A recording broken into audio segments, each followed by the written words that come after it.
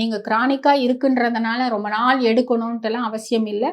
So எவ்வளோ கிரானிக்காக இருந்தாலும் ஆனால் உங்களோட ஏஜ் அதில் பார்க்கணும். ப்ளஸ் உங்களோட வேறு ஏதாவது சிம்டம்ஸ், ஃபார் எக்ஸாம்பிள் இப்போ நான் சொன்ன பெயின் இருக்குது, பேக் பெயினோ இல்லை நீ பெயினோ, இப்போ நார்மலாக இருக்கிற பர்சனுக்கு வந்து டக்குன்னு நிமிஷத்தில் வந்துடும். இன்கேஸ் ஒரு சுகர் பேஷண்ட் அப்படின்னா அவங்களோட சுகர் லெவல் வந்து ரொம்ப அதிகமாக இருக்குது, ரொம்ப அதிகமாக 300 கிட்ட 200 கிட்ட இருக்குது அப்படின்னா அவங்களுக்கு வந்து கொஞ்சம் குறைவாக தான் உங்களுக்கு ரிசல்ட்டே தெரியும்.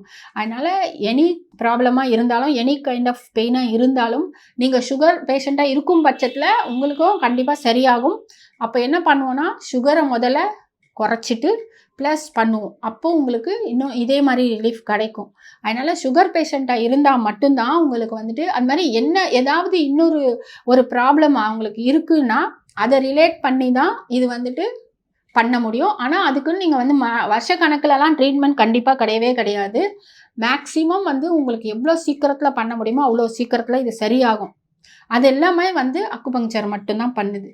ஸோ அதனால் நீங்கள் வந்துட்டு கிரானிக்காக இருக்குன்றதுனால நீங்கள் கவலைப்பட தேவையில்லை.